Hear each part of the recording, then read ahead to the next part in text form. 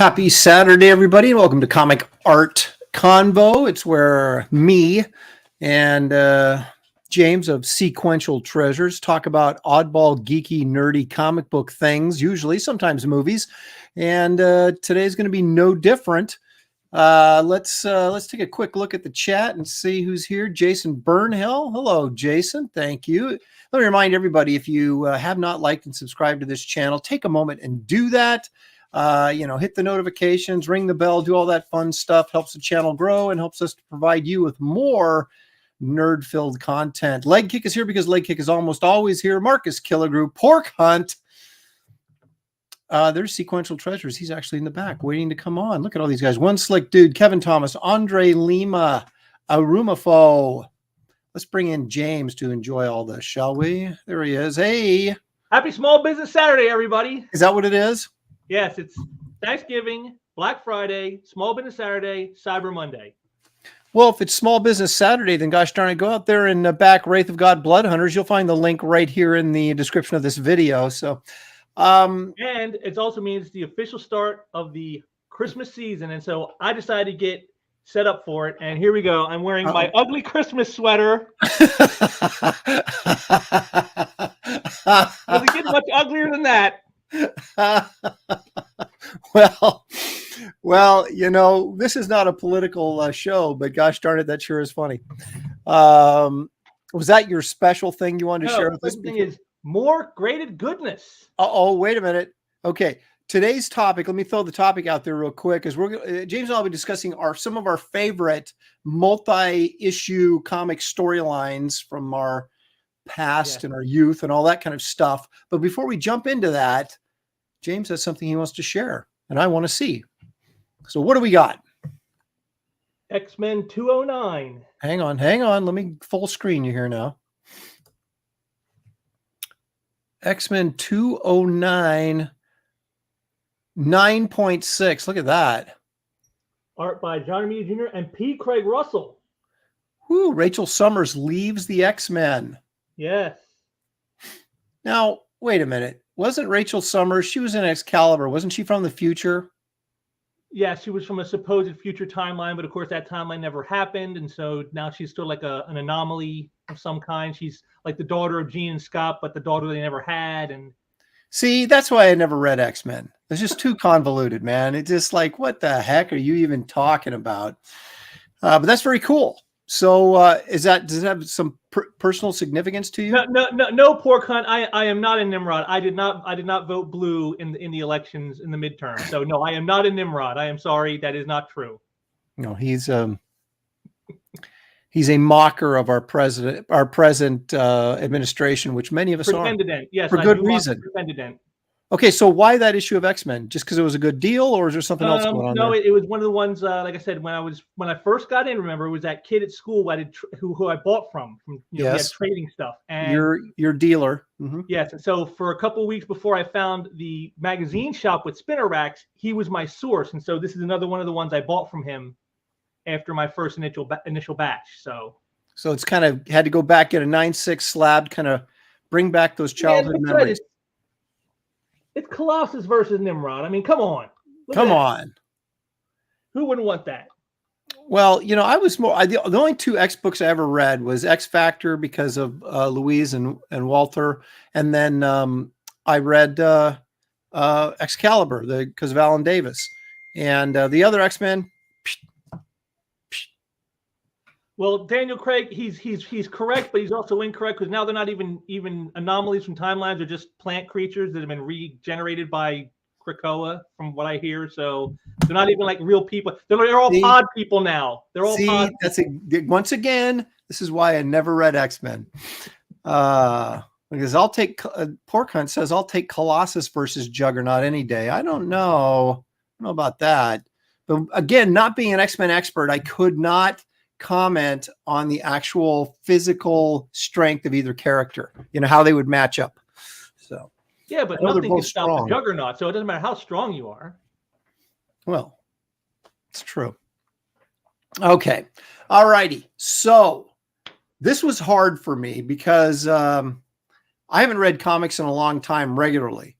right? So I had to go way back to my youth, and then I started once I found a couple, I really started. They started, you know, the That's memory how it started always goes. flooding, and Once you get the first couple, all of a sudden they just start popping up like, oh, this one, oh, this one, oh, this one, oh, this yeah, and one. then suddenly I had too many, and I had to edit some. But enough about me, James. Let's find out yours. Now these are not like in any particular order. It's not like, you know, best to worst or anything like that. It's just these are like just a handful of my favorite all-time epic multi-part sagas. All right. Well, let's take a look at the first. Ooh. And what I've done here, folks, is I don't know how Aaron's doing his, but I'm going to show you a cover to one of the issues and then a page from that issue is what I'm going to do to show you why I love it so much. Okay. Well, I don't know what I was thinking, but I had this one too, so I have to take that off my list and get something else here pretty quick. But anyway, go ahead and talk to us about this, James. Kraven's Last Hunt. I mean, to me, it's like the best Spider-Man story probably ever told. Arguably, some might say the death of the Gwen Stacy and Green Goblin, maybe, but to me, this is the one. I mean, just it's all about honor and death, and one-upsmanship, all the stuff that was always between Spider-Man and Kraven. And I just love how it all culminates. You know, DeMatteis just weaves this story seamlessly. I mean, there's so much going on with Vermin and Mary Jane and all this other stuff. Spider-Man's freshly married now. I mean, it's all this stuff is going on, and yet he weaves the web, no pun intended, together so seamlessly. And, you know, this right here to me is the penultimate moment is, you know, Spider-Man just literally coming up out of the grave that Kraven has buried him in. And, you know, it's like, how do you ever top something like that? I don't know how you do. And this series of covers by Mike Zeck were just unbelievable. So and the good. interiors as well. I mean, by him and McLeod, they were just a great team. I mean, I can't think of anyone else who could have done this story. Yeah, I remember I was just getting back into reading comics. I'd been in college for a while, and I was down in LA, and I was going to Golden Apple comic shop on Melrose. And I remember when this came out, and this kind of drew me back into reading Spider-Man regularly. And I think it was, I love that when this happened, he was in the black suit. I mean, because again, I don't think it would have resonated as much like this image. Imagine him in the red and blue in this. It wouldn't resonate as much as in the black. Yeah, this is right before they went to McFarlane, wasn't it? Not too much. I mean, this is Web, but Amazing it was like 293, 294 was the issues of Amazing, and so it's just a few issues off from McFarlane. Yeah. Yep. So yeah, I got back on the Spider-Man train on this storyline, and then stayed through the McFarlane run. So, Leg Kick says, "Was that Golden Apple?" Isn't that what I just said? Golden Apple on Melrose. I think I just said that. Didn't I say that, James? Yeah, I thought that's what you said. Yeah. That was what you said. So yes, it was Golden Apple on Melrose in LA. Okay. Porca asks me, are you picking up the new 5-issue limited series by DeMatteis, Spider-Man The Lost Hunt? No, I'm not picking up anything current really from Marvel or DC or any major publishers. They're not worth buying, you know. And besides, I'd fear if I read something like that, it would ruin my love for a story like this. So I would just rather not tempt the fates. Just love this story because it's actually great work, and then whatever's going on now just is like an alternate universe. I don't even pay attention.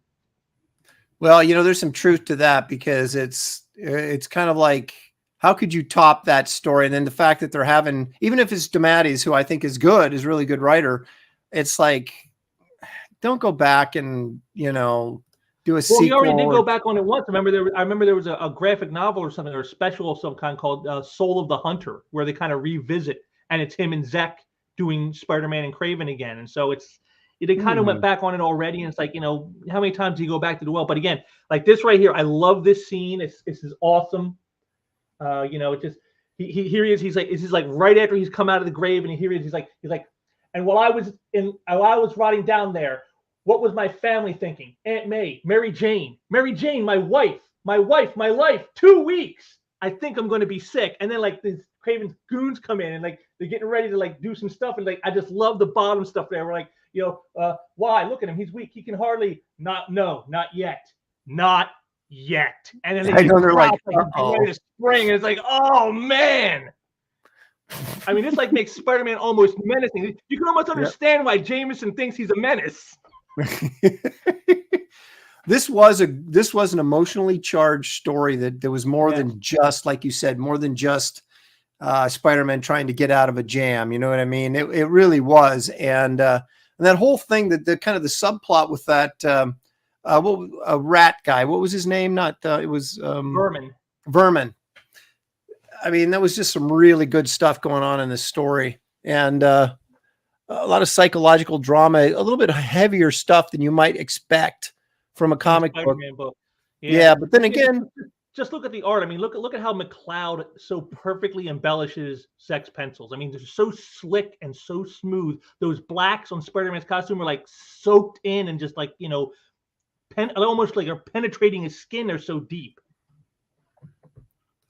Pork Hunt says, I always wish the symbiote hadn't taken living hosts after Peter and had instead been revealed as able to revive Spidey's dead villains. Imagine Venom coming back as a dead Kraven.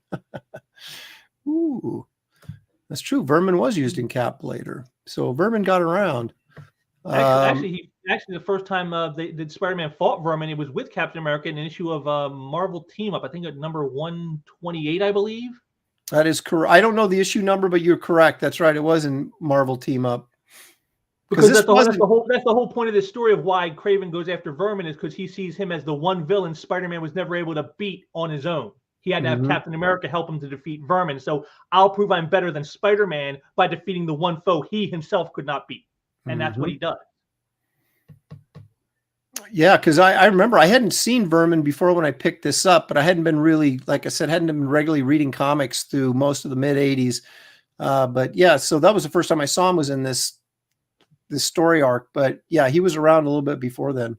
Yeah, he was in Cap and Marvel Team Up with Spider-Man. That's why he was here. And then several years later, when DeMatteis goes working on Spectacular Spider-Man with Sal Buscema in I think the early 90s, like 92, 93, he does a storyline called The Child Within, which focuses on Vermin and Spider-Man. And this is kind of referenced. This story is referenced in that. So again, they've gone back to this well many times already. So that's why I wouldn't be interested in checking out what they're doing now. It's like, you've already went back enough times. It's just let the greatness rest and come up with something else. It's interesting how many great story arcs came out of the 80s, isn't it? I mean, we're going to be looking at a lot of them, I think. Yeah. Okay, so that's your first one, which it's hard to top that, but ooh, this is a good one too. And look, I think we're going to see a familiar, at least early here, a familiar pattern with the cover artist. Look at this. Batman, 10 Nights of the Beast. Man, I remember 10 Nights of the Beast. I remember when these came out. And again, it was the Zek covers that made me go, you know, this guy's dressed kind of like a S&M sort of, I don't know what there, but the Zek covers in these were just tremendous again. Was Aparo the one on the inside? Yes. Yes, Aparo is the Aparo with Mike DiCarlo inking him. Okay, give us the rundown on this. The story by Starlin. Basically, the whole plot of the story is in the Soviet Union. There's sort of like a mini coup against some, you know, high mucky muck in the party, and so before they take him out, he sets out the Beast on a mission to kill all the American people involved in our SDI program, otherwise known as Star Wars.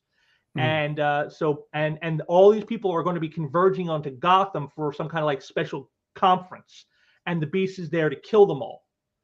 And so Batman teams up with the CIA and Gordon and the FBI to stop him. And in the process, you know, this isn't just your average assassin. This guy has been enhanced. He's got like the strength of like 4 guys because he's cybernetically enhanced. He's trained in all kinds of weapons. He's trained in all kinds of physical, you know, like martial art tactics and stuff like that. And even in the story, Batman says, you know, he's unnerved because he finally thinks he's met someone who's better at this game than he is. And so it's Batman sort of like facing a darker version of himself that works for the Soviet state. Wasn't there a series of Batman stories before this one that had Boland covers and the same character, or was it after this? Or am I thinking of something else? No, that was after. It was later. It was a Batman 445 through 447 with the NKV Demon, who is the who predates the KG Beast. Okay, all right. Because I remember getting those just because the Boland covers were so good.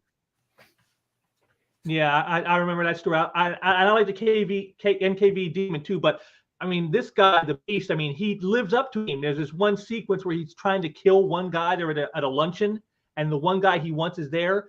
So he slips in disguised as like part of the catering crew, and he poisons the soup and kills like 80 people in the room just to get that one guy.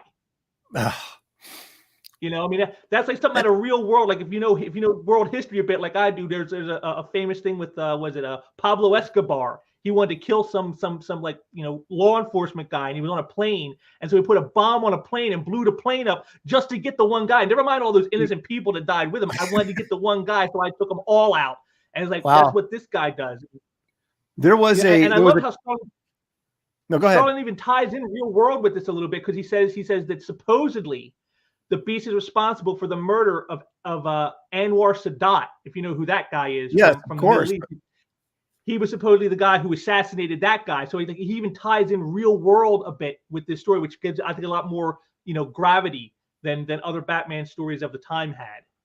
There was a SCTV comedy show right back in the 70s, and John Candy, they were doing this parody of Dirty Harry, and he was like Dirty Henry or something. And there was this thief he was chasing, went into a grocery store, and John Candy just goes in there, starts blasting people, kills the guy, but ends up killing like 3 or 4 shoppers or whatever. And they go, "Well, you really did it this time, Henry. You killed 4 innocent people." He goes, "I'd kill 100 if it meant getting one of those scumbags." So it's kind of the same thing here. KG Beast had to be influenced, had to have influenced Bane's design. Yeah, I wonder about that, because I mean, looking at this image, you would think that maybe this had some effect on Graham and Chuck when they created Bane. That's an interesting concept, because you do look at on the very first look at this character, you go, "Whoa, is that Bane?" You're like, "No, it isn't." But that is an interesting question, I think. But again, and the Beast is, like, he's completely ruthless. I mean, there is nothing he won't do. As this page I'm about to show you, probably the most penultimate moment in the story to show you how ruthless guy is. He cuts off his own hand because Batman has caught him on a rope, and he's trying to hold him down with it, and so he cuts off his own hand to escape. That is how ruthless this guy is. That's pretty incredible. I mean, for again, here we are in the 80s when things were starting to get a little edgy, right? And thanks mostly to Frank Miller, but that's I don't remember if I read this story or not, because I don't remember this moment where he cuts his own hand off, but that's just nuts, man. Yeah, Batman is like trying to slide down this line, and the Beast is trying to cut it with an axe, and so Batman cuts the one side with a little mini explosive that breaks it, and then he whips the thing around. And he gets it caught on a guy on his hand there, as you can see, and it's stuck. And so Batman's using his body weight to hold him down. So he's saying, "I'm going to hold him here until the cops come by and can finally take this guy out." And so rather than that, he just grabs the axe and he cuts his hand off. And you see when Batman says here, once again, I've underestimated him. What? Why would he cut the rope? Save his hand. Funny enough, you bring that up. That's something that the NKV Demon said, because in the story you were talking about with those Balan covers, Batman 445 through 447, in the second part, 446, Batman gets the NKV Demon in a similar situation, and he references and says, "I know you once had my predecessor in a position like this." He goes, "But I have learned from his mistakes," and he cuts the rope rather than cut off his hand. Well, at least they didn't forget about it. That's cool that they reference it. Now, dating back or jumping back to the Kraven pages, did I hear Howard Chaykin revealed Kraven to be an Avenger in the 1950s? I have no idea. I didn't hear that. Wouldn't surprise me, but Kraven doesn't have any sort of longevity or serum, does he? I mean, I think he uses some kind of herbs to enhance himself, but like longevity, there's nothing like that. No, I know of. Of course, like I said, I haven't kept up with modern stuff. They may have retconned stuff out the wazoo, so if that's the case, I don't know. Russian Batman's advantage is not feeling pain from drinking vodka. There you go. That's the secret. There it is.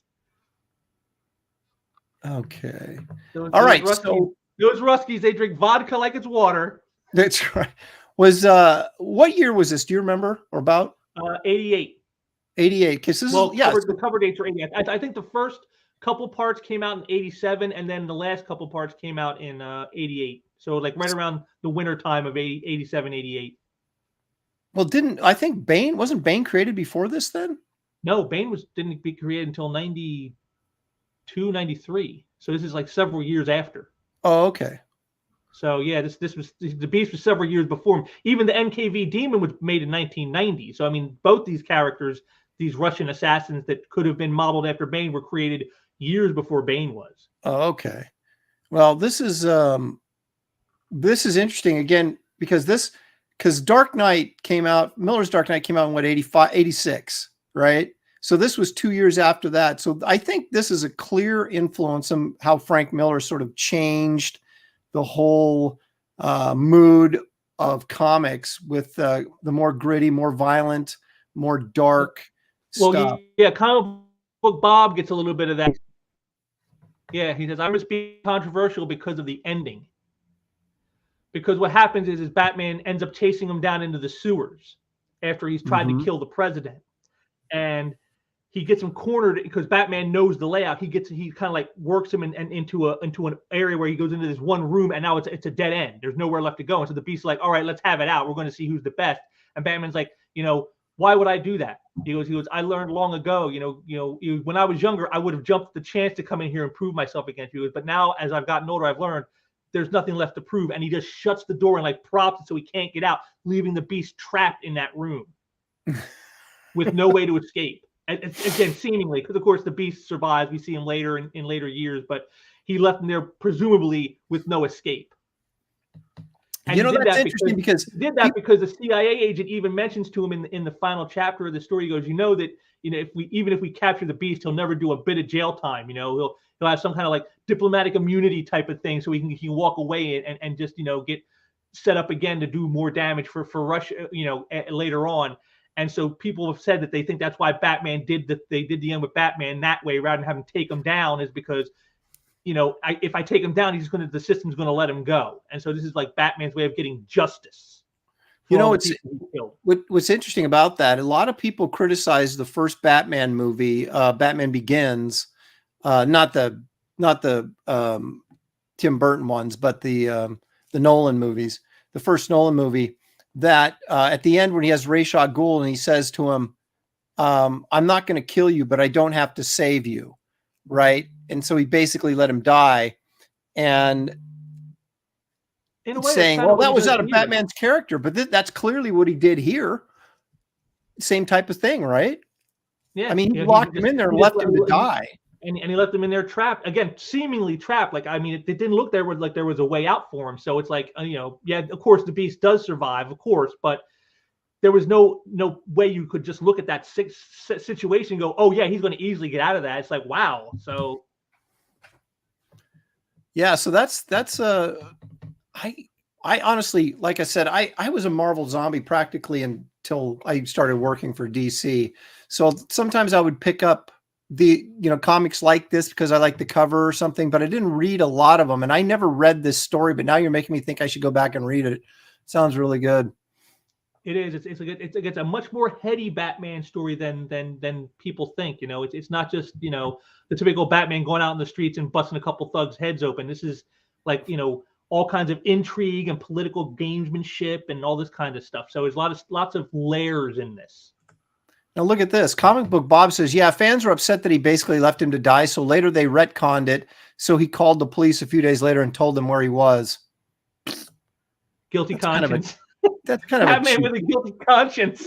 That's like a cheap way out of this. I hate it when they do stuff like that. It's like, you make a decision on the character and just let it go, and then deal with that going forward as opposed to bailing him out, Because if you didn't want him to do that, that was the editor's job at the time when this story came out to say, you know what, we can't do that. We can't have Batman do that. So let's find another way. But to have him do that and have him go, because you said the whole reason he did that is because he didn't want him to get captured and then get free. Well, yeah, because again, in the final chapter, right before he goes after the Beast down into the sewers, a CIA agent tells him, he goes, this guy, if we catch him, he's never going to do a moment of jail time. He's never going to pay for all the lives he's like over the course of this 10 nights, he kills like over 100 people in Gotham City.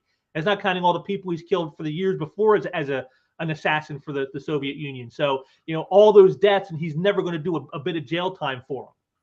And so that's why Batman does what he does in the end. It's like his way of saying, I'm not about, necessarily the law. I'm about justice. And that's what he saw that as, was this is justice. Well, I'll tell you, the injustice in this is the guy didn't get punished for wearing those hip-high boots he had on, like Kill Raven or something. It's like, geez, man, don't go out in public like that. Wolverine says it was an extreme instance, and it's remembered because it was an extreme instance that people questioned, were divided on. Yeah, there you go. And then don't bail him out for it. Oh, look at Heidi says, sorry, Aaron, see what happens when he gets to talk to someone other than his wife. Guess that's your wife's roundabout way of apologizing you for being a nerd, but that's okay. We're all like that here. So, I won't make fun of you for it, because I can't do much better. I just nerd out at older comics than you. You know the 80s and 90s way better than I do, but 60s and 70s, I'm just as bad. So on your third storyline here, now this one I'm completely unfamiliar with, so you're going to have to fill me in on this. This is the Armor Wars, the original Armor Wars in Iron Man 225 to 232. This is where Tony finds out that the Spy Master had stolen, information of his technology, sold it to his enemy Justin Hammer, who then used it to give to supervillains, and then he used to create all kinds of armors. And so Stark now goes around trying to take out every armored villain he can find because it has his technology in it, and he feels everything bad they've done is I'm partly responsible now because my technology was used. And so he's trying to get his technology back. And lots of stuff goes down this. And of course, as he attacks Stingray, who was a government agent as well as supposedly a good guy, and it turns out he was wrong. He thought he had his technology, and he didn't. Ends up firing. Tony Stark fires Iron Man from Stark Enterprises, and then later on, he attacks the vault because the guardsmen who guard all those villains in the vault, their armor has his components in it, so he has to take them out. And of course, he crosses against Steve Rogers, the captain at the time, and breaks that friendship. And then he goes to Russia and fights Crimson Dynamo and the Titanium Man and accidentally kills Titanium Man. And so now he gets kicked off the Avengers. At the very end of that issue, that Hawkeye's like, we took a vote, and I'm sorry, guy, and he puts his hand, he goes, you're an Avenger no more. And he asks for his card back. I mean, just he takes so much punishment just trying to get back what was stolen from him. And then this is the penultimate chapter where he fights against a new character called Firepower, who the government designed to bring Iron Man to heel because they see him as having gone rogue and creating international incidents and all this stuff. And so he goes in to take on Firepower, who also, of course, has components of Stark's, designs. And, well, you can kind of see what happens to him. And this is the Silver Centurion armor, which was like the most powerful armor he had ever had up to that point. And you can see what's happening here. And this is just incredible, this issue. I mean, this issue alone is just worth reading. It's crazy. Yeah, I agree, Combo Bob. The Silver Centurion armor is to me, that is Iron Man. I love the Silver Centurion armor. It's funny how some artists are organic like me, and other guys are like tech guys, and they love the armor and all that kind of stuff. I would have hated to draw this book. As soon as they evolved from the Gene Colan armor, I was like, forget it. It's too complicated. I don't want to draw it. I always thought it was funny. This is Mark Bright and Bob Layton. I mean, this is like, these guys were on fire with this. Oh my God. It's like the best I don't think Iron Man's ever looked this good again. Yep. I do recall that they sort of introduced that sort of shiny metal armor, didn't they? That was like a Layton thing. That's Layton, and like he always had to put the sheen on that armor to make it shine, like you could really believe it's actual metal. I always thought it was funny that the Avengers had like their own like membership cards, like that's Iron Man. Yeah, duh. Here's my ID to prove it. Oh, Thor, do you have your ID card? We can't let you in unless you show your ID card. You know, where a villain or somebody is trying to emulate or fake being the hero. So, maybe it was kind of necessary to have something. Okay, if you could emulate the superhero, couldn't you copy their little Avengers card? I don't know. Maybe not. But I always thought that was kind of funny. All right, let's take a look at one of the interior pages here. And what do you got for us? It just shows you this is basically the whole what happens all throughout the entire saga. Here he is fighting against Firepower, and like as you can see, he's just totally outmatched. Like it's not even close. And see that little thing he slaps on him? That's the packs he used to try to fuse the circuits that belong. Like it's a pack that supposedly seeks out the circuits in the armor that belong to him and fuses them so they're useless now. And that's what he was using to take out all these armored villains. And you can see here it doesn't quite work with firepower because he says, the government, he got their hands on one of these after he used it on Stingray, and now we figured out a way to block it. So bad move, pal. You're last. And then the next page is him getting punched, and you can see that the unibeam in his chest, it's all crumpled in when you see him next time from the punch. I mean, it's just a great epic story. I mean, truly, this is an epic. I mean, to me, like, this is the greatest Iron Man story ever told, is the Armor Wars. So there's a dude in this suit. It's not a robot, right? No, it's a guy in armor. Yes. It's kind of reminiscent of the old clunky gray Iron Man armor, isn't it? Well, I guess they basically use this story to get rid of the Silver Centurion armor and then get him a new armor, which was red and gold, which is the colors everybody at the time. Oh, it's not Iron Man if he's not red and gold, because a lot of people don't remember this, but there was kind of like a little bit of controversy about the Silver Centurion armor because it didn't look like the way Iron Man had always looked. He's always had, like, almost since the beginning, he's had gold as a part of his theme and his color. And right. Here there was no gold, and it's like it doesn't feel like Iron Man. So this was the story they used to get rid of the Silver Centurion armor and get him in a new armor that's red and gold. Bob Layton told Jerry Roscoe says Bob Layton told me the Silver Centurion armor made no sense to him since he thought Tony would continue to make his tech smaller and sleeker as it evolved, not bigger and bulkier. Interesting. I totally. Well, I mean, I can see what Layton's saying, but I totally disagree. I love this armor for the fact that it was so big. He's like a walking tank, and when you say Iron Man, that's kind of what you have in your head. Like, this guy's like a walking tank. Well, and a lot of times too, comic books are so visual. You're not necessarily saying, "Oh yeah, Tony Stark would get more streamlined," but it doesn't look as cool as a big like this armor did. And so you're doing stuff that maybe for the character. Look at firepower here. Look at how big and bulky he is, but that looks awesome. Tell me you wouldn't want to get in that armor and mess around in it. Come on, you would. Right, exactly. So from a realistic tech standpoint, maybe it doesn't make sense, but from a visual, a comic book, visceral standpoint, it makes perfect sense, because you want. The best part of this saga is the last part, number 232, which is an epilogue. It's an entire dream sequence with pencils by Barry Windsor Smith, inked by Layton. And it's just Tony having this kind of like a fever dream in a way of, like, after everything he's been through over the past several weeks of this storyline, he crashes and in 231 he goes to bed, and then we see his dream in the next issue, and it's just he's torn up inside by the guilt of what he's done and what happened because of his technology getting stolen and how he blames himself. And it's like the best dream sequence I've ever seen. It's like, wow, if you're going to do a dream sequence story, read Iron Man 232. That's how you do it, right? Is that the issue where Iron Man was like hanging from like stuff? Yeah, got wires wrapped around him and his arm is ripped up and he's hanging there. That issue. I picked that issue up because it was Barry Smith. Yes, but I had no context when I read the story, because I wasn't a regular Iron Man reader. I just got it for Barry Smith. I remember this one sequence where, like, he's trying to figure out what in the dream how to stop this. He's supposedly hunting this creature, and no matter what he does, the creature just keeps getting stronger. No matter what he does to it, he blasts it, he hits it, whatever it just keeps getting stronger. He's trying to figure out how to take it out. And when he finally sees what the creature is, it's himself.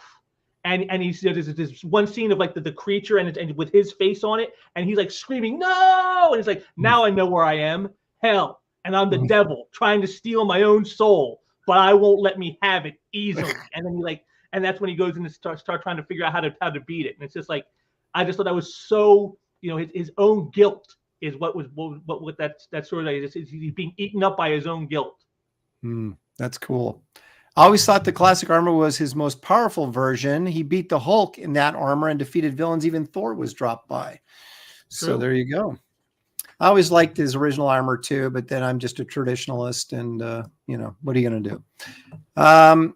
All right, so you're all over the place here. I like this. You have quite a variety. Mine is not so varied, but this just means you are well read. Okay, Adventures of Superman. What's going on here?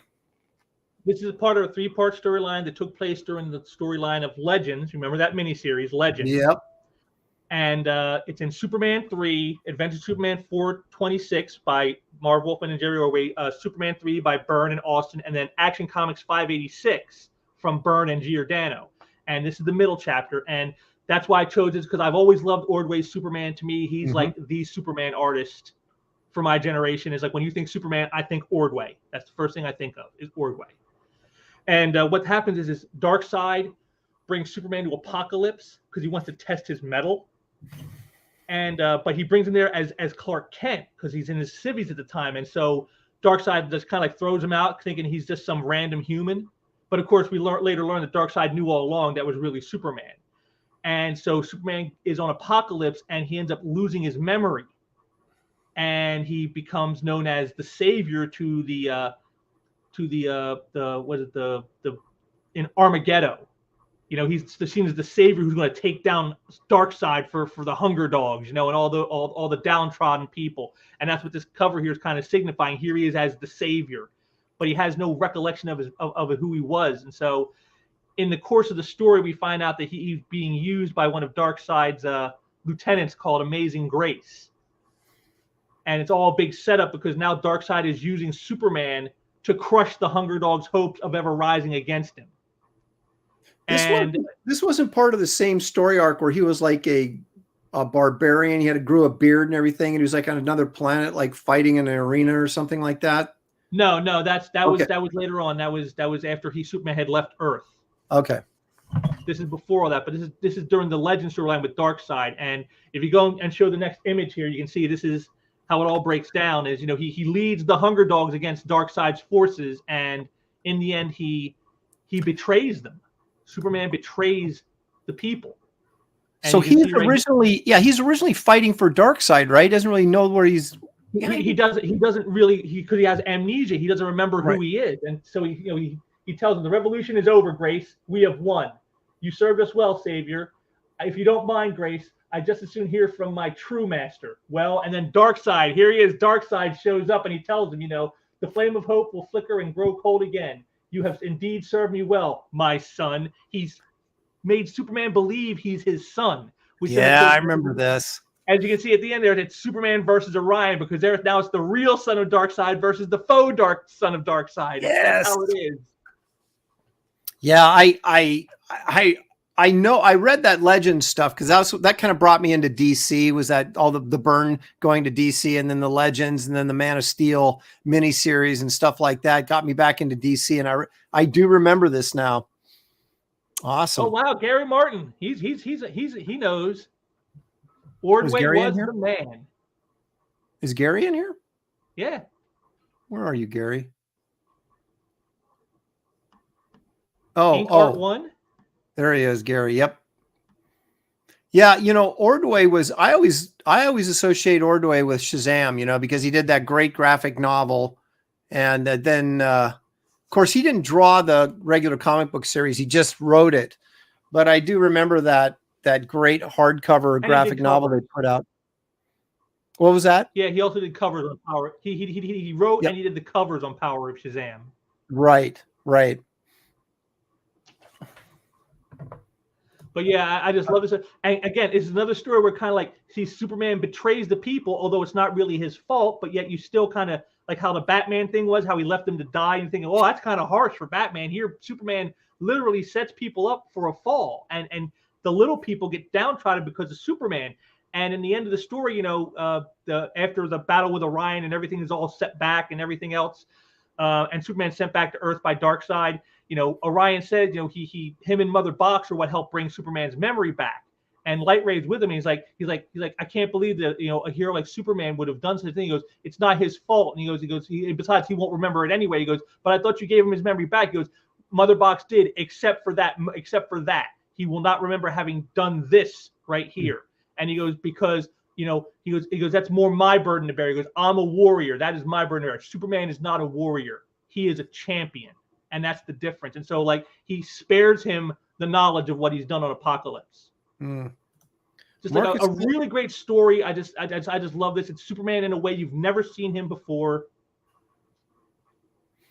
Yeah, this is, like I said, it first reminded me of that Barbarian storyline, and then when we got to this page, and he had tricked Darkseid had tricked him into thinking he was his son, then it all sort of came back to me, and I was like, yeah, that was a good story. Heidi Mealy says, I associate Ordway with JSA and All-Star Squadron. Well, I guess it depends on what when we first experienced Ordway, and right. And you like you said, you think of him as a Superman artist, but he did a lot. He did a lot in the 80s. The one key factor is no matter what he does, whenever you first see Ordway's art, you're going to be a fan of Ordway. That's how it goes. Yep. So that's very, very true. Okay, let's. Okay. Now, this is another one. So another personal favorite of mine. Another three-part storyline. We're going to the mighty Thor, crossing back over to Marvel. 389, alone against the Celestials. I mean, this to me is like the Wagnerian epic of Thor right here. He's fighting against foes he has no hope of ever defeating. What happens is Thor leaves Asgard to go back to Earth. But what's happened is he's forgotten that Bifrost, the Rainbow Bridge, is no longer connected. So when he uses his hammer to try to dimensionally travel, he ends up out in space somewhere. And as he's starting to lose consciousness from no air, he throws his hammer towards this one planet, and he lands on it, and it's a planet that's being judged and has been judged like this by the Celestials. So it's done. It's going to die. And so when the people help Thor as he crash lands on their planet, he vows that he's going to defend them against the Celestials, even knowing he has no hope. It's like he's got to go. He even said, I fought against the Celestials before and lost. He knows he can't beat them, but he's a man of honor. I got to fight this battle for these people who cannot fight it for themselves. And he ends up going up against the Celestials, and it's just, again, so much happens as this is where he loses the awesome Simonson battle armor in this storyline. The hammer gets destroyed in a segment. I mean, there's so much great, I mean, so much epic losses and just an overwhelming foe he has no hope to beat. It's just it's everything. Like I said, Wagnerian is the best thing I can use to describe it. That's exactly what it is. And it's Friends and DeFalco and Breeding. I love these guys. They took, I mean, this wasn't that far removed from Simonson's run, was it? Because Simonson finished up in the 370s, didn't he? 382 was Simonson's last issue. Oh, okay. So this is just 6 issues removed. And, this is what I miss about modern comics, is this sort of epic sort of storyline, where Thor fighting impossible odds, giant aliens, godlike beings. And it's just, where you were really taken to another place and just really blew your mind and expanded your creativity. You just don't see stories. I'm so sick and tired of stories on a human level. My human level is everyday life. Take me out here against the Celestials, will you please? Show me something fantastic. Yeah, exactly. That only I can imagine, with some effort. And let's take a look. Well, right here, this is exactly what you're talking about. This next image right here says it all. It says everything you just said right there in image form. Boom. Holy thumbs down. I love it. Look at that guy in the background. Bummer, you guys are done. Graham, the judge, and that's Exitar, the exterminator. I always, I just love Thor's reaction here. The smaller one must stand a full 2,000 feet in height. The other dwarfs the tallest mountain peaks. But I shall not falter in my resolve to protect this planet and save its people. I must drive these creatures from this world. It's like, come on, dude, you have no chance. You even said in the previous issue that you fought the Celestials before and lost. Come on, But I must. That's Thor, man. The honor, the arrogance, the bravado. Friends was really great because Ron he was kind of a Buscema school guy, and had these really thick, weighty characters and heroes and villains. And everybody had a lot of mass. And you could really feel the pardon expression thunder when they were fighting. I see Friends work here as a perfect hybrid of Kirby and Buscema. Mm-hmm. Yeah. Because when I look at Exitar here, I see Kirby. When I see Exitar, the giant celestial, I see Kirby there. But then when I look at Thor in the mountains, I see Buscema. So it's like this perfect marriage of their styles. Yep. And Ron was a good guy. I haven't talked to him in ages, but he was a funny guy. And you got to love all that Kirby crackle in the sky. Come on. Oh, yeah.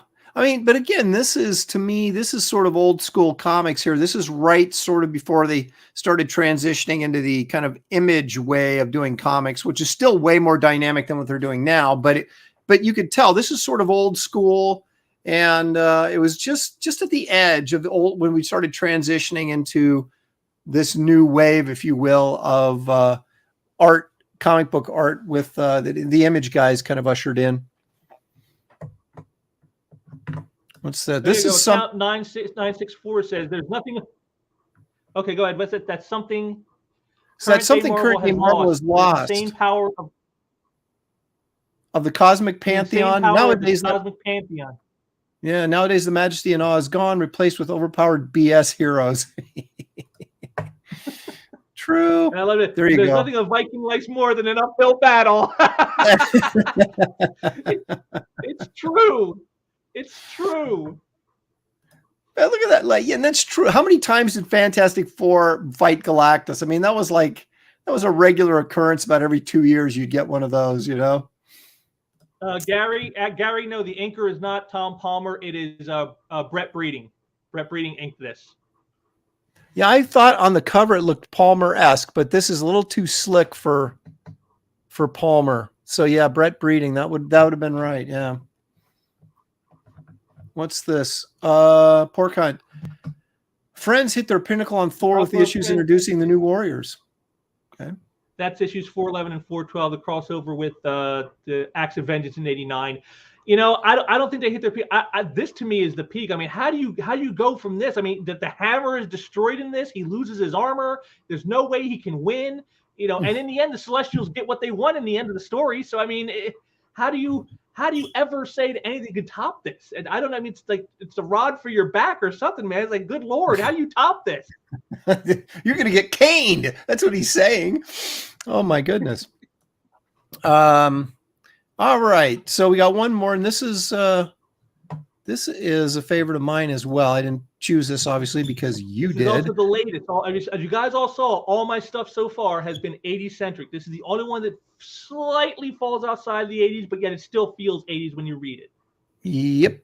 And there it is. Barry Windsor The Weapon X saga from Marvel Comics presents. I mean, yep. You know what? It's Barry Windsor Smith doing the origin of Wolverine. What more? I mean, I don't know what you have to say after that. Do you know off the top of your head how many issues this went of Marvel Comics? It went for a while. 13. 13 issues. 72 to 84. 72. Some issue 72 to 84 was. And these were what, 8-page stories? 8-page, except for 84, which had 24 pages of story. So this is over 100-page Wolverine story by Barry Smith. Yeah, fantastic. I still have. And again, you don't learn everything. This basically just the story of how Logan gets the adamantium in his body. And before we learned he had bone claws, of course, we thought he had that the claws were made of pure adamantium. This is the story of how that all happens. Is how he becomes Wolverine. But who he was before, you still don't know any of that. And I like that about the character. He was always the true man of mystery. It's Wolverine with this shadowy backstory that nobody really knows. And you know, this is all you ever get for his origin is how did he get the adamantium? How did he become the Wolverine? That's what this story is. This is the true origin of Wolverine. The origin story that Quesada did is garbage. I don't care about that. All the stuff they've done since then is garbage. I don't care about that. This is the original Wolverine right here because this is all you need and this is all you care about. Yep. You know, this stuff stands the test of time. You know, the other stuff kind of falls by the wayside and feels kind of gimmicky, but this does not. Gary Martin says, my inks over Galassi for Sheena was in all of those Smith issues. I remember that. I remember when Gary was working on those. Yeah. We were in the studio together, I'm pretty sure, when this stuff was coming out. And yeah, there was that Sheena stuff was pretty slick. Pretty nice stuff. Yeah, they had some good stuff in this Marvel Comics Presents. They also had some crap stuff, like my very first professional job for Marvel was in here. Not this issue, but an issue. And but they also had some really nice stuff in there too. So well, when you're trying to crank out a bunch of 8-page stories every month, you're going to get clunkers once in a while. Not everybody's geared to do that. Claremont was pissed that Smith got to tell Wolvie's origin. I'm sure he was. But Smith probably, I won't say that. I won't say that. Well, as we saw with this, it just would have been like some alternate version of Wolverine anyway. It just would have been alternate Wolverine. Yeah, they'd eventually screwed it up anyway. But like I said, in the corresponding years they did. But like I said, for me, this is Wolverine's origin. This is all you need. This is all that matters. How did he become the Wolverine? How did he get the adamantium? That's what matters. After that, what was before doesn't matter. And anything after that is just him being Wolverine. That's fine. But this is the origin for me. This is the Weapon X saga is the origin of Wolverine. Yeah, and it's I don't know who came up with that title, that Weapon X. But this story, I can't. I mean, some of the images he did, it's almost like ethereal. It's like you feel like you're having fever dreams as you're reading it along with Wolverine. You're like, what is going on? Oh my God! It's just. Yeah, the art in this was I mean, it was so good. And if that's speaking of which, let's see some art. Do we have an interior in here? Where is that? Yes, we do. Why don't I have that interior? I don't have the interior. Why don't I have the interior? Oh, yeah, we do. Okay, there. I thought that was a cover. It's a splash page. Here we go. Yes. There it is. I mean, that's nice. Yeah, Barry Smith was one of the few guys that kind of from the 70s that was, writes and stuff in the 80s was good, but wasn't anywhere near what he was doing in the 70s.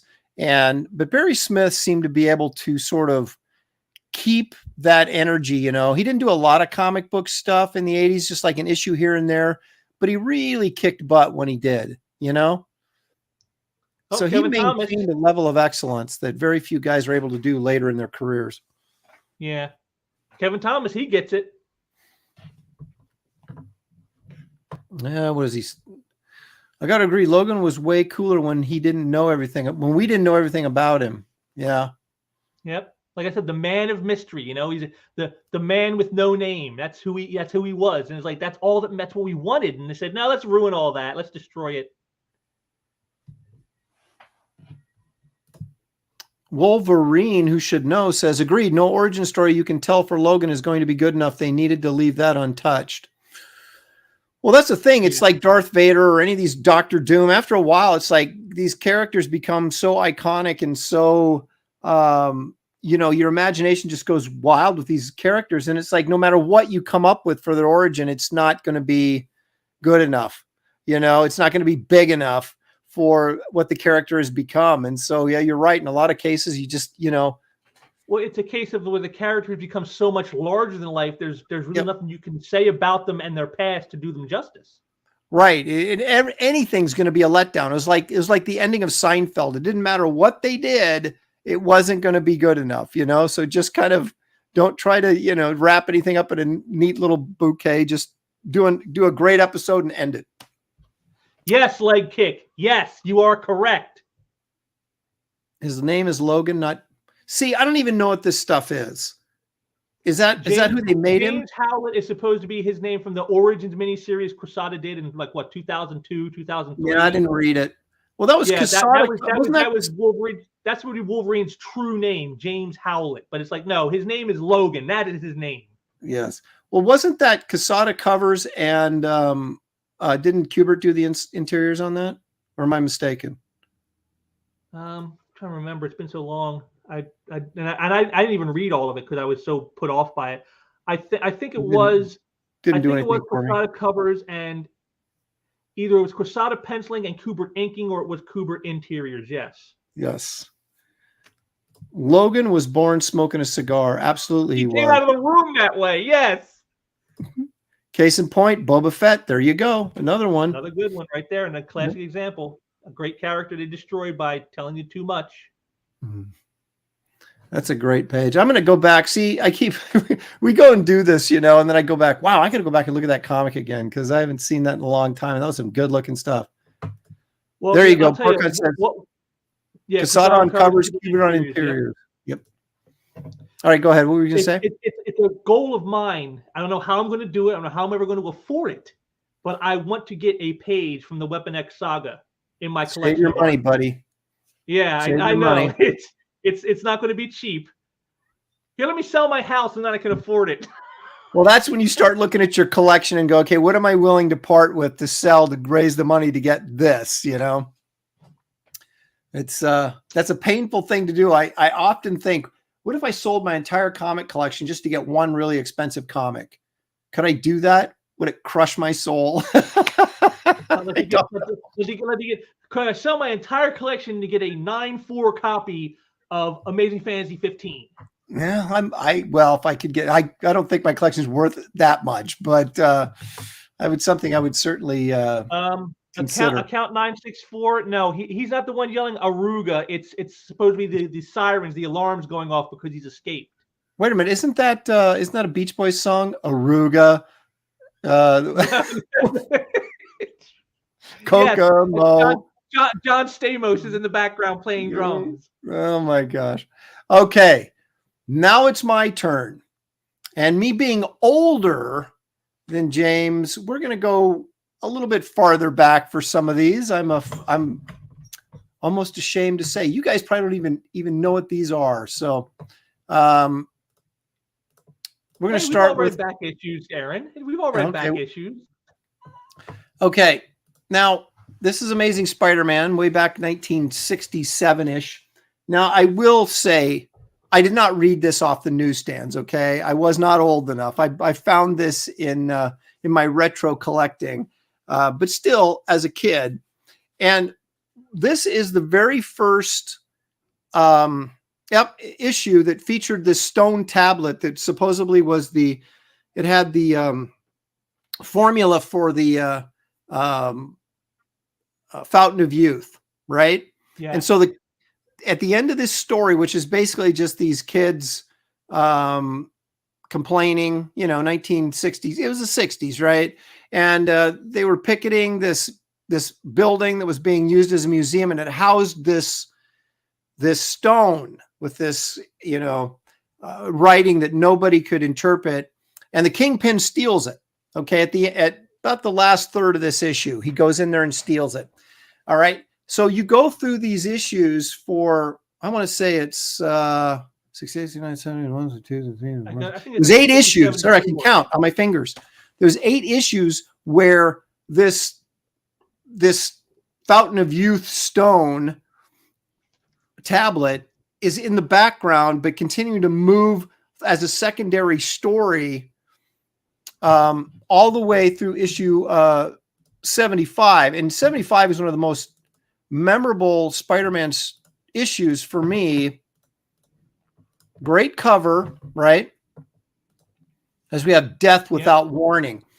And what happens is you got this other crime boss called Silvermane, right? And you'll remember there's some issues in here with... He's really old, too. That's why he wants the stone tablets, because he wants the formula to make himself young again. Exactly. And you'll remember Man Mountain Marco was one of the his henchmen that Spider-Man had to fight. And there was even sort of an epilogue to this bit in issue 76 and 77 with the Lizard. There was an epilogue in this. Yeah, because the Lizard actually, the last 2 pages of this story, the Lizard, Dr. Connors changes into the Lizard, which launches us into 76 and 77, which was a Lizard, and then the Human Torch shows up. And but I remember the end of this, the end of issue 74, Silvermane, this really old gangster, basically takes the formula, and he's this young, virile, youthful version of himself, right? And he's like, it's worked, I can conquer the world kind of thing. And then the next issue, he keeps getting younger and younger and younger and can't stop the process, right? So near the end, when, Spider-Man's fighting his gangster buddies or his henchmen or whatever, he's running through the room going, no, and his clothes are getting baggy, and Spider-Man finds him up against the wall, in this other room, kind of in the dark. And he's just like, there, you can tell there's like a little infant or something maybe hidden underneath the clothes. He can hear it crying, and then he just disappears. Right. So he keeps becoming youthful until he disappears and there's nothing left. So it was really this sort of heavy sort of tragedy I mean, he was a bad guy. I guess he got what he deserved, but it was really sort of mixed emotions at the end of this, you know. So it really had some impact. Kevin Thomas right here. Silvermane always sounded like an aftershave your grandpa might wear. Want some Silvermane for Christmas? There we go. Silvermane was the original gangsta Benjamin Button. Yeah, I mean, it was, and for it to be drug out over 8 issues. I mean, it wasn't the main story arc through those 8 issues, but it was this continuing thread that was going through, and then kind of, I want to say the man mark. I think issue 73 is where it kind of becomes the main plot line for the next 3 issues: 73, 74, 75. Yeah, what was the man mark Mountain Marco issue? That with the white cover. That was 73, I believe. Okay, it was 72 or 73. 72 had the Shocker on it. That's right. The Shocker came in, and the Shocker actually stole it for. It was like Kingpin and Silvermane. They're hiring Spider-Man villains to steal the tablet for him, you know, and get it back to him. And so the Shocker had it for a while. So it was really kind of interesting that they used this as kind of a catalyst to tell this really long story about this crime lord who is trying to regain his youth. Anyway, Eric Winberg for $2. Thank you, Eric. Hearing the lore from the masters. Excellent. Thank you. We're just, are we masters or are we just older than everybody else? I'm the master of epics. There we go. Yes. James is the master. I just know this stuff because I've been around long enough, right? Wait a minute. Well, then what does that make Art to bear? Well, yeah. Art's been around so long he's forgotten everything that he's known. He created all this stuff and then forgot he created it. That's exactly. It's just he was in on it, but then it was like so much stuff over so many years. Let's see. Spidey's uncle was murdered in the first issue because of his actions. Oh, he's always been dark. Oh, I see what you're saying. Yes. Well, that's true, but this was, I mean, I don't know. I was probably 12 when I first read this. I like You Scared Jody. I like that. I like that one. That's a good one. Silvermane is my rap name. There are guys older than Aaron and James that don't know as much about these stories. Oh, that's true. And Gary Martin, I don't know why he's proud of this. At the companies too. That's the sad part. They're all working at the publishers. Yeah. Look at this. Gary's proudly stating that he's older than Art. Boy, that's not something you want to brag about, Gary, and keep that under wrap. So anyway, that's he's older than Art in his current incarnation. But see, if we go back to using the Lazarus pits that Art has been using, actually Art is still technically older. That's true. There's like the Golden Age Art, and then there's the Silver Age Art, and then there's kind of like the Bronze Age art. Yeah, exactly. Okay, so you're going to find that I don't have a great deal of diversity in my character stories because back in the day, there was like all the major story arcs occurred in Fantastic Four or Spider-Man. And I was a Spider-Man fan. And this is the only book that when I started collecting back in 73, that I just read every issue monthly, never missed an issue.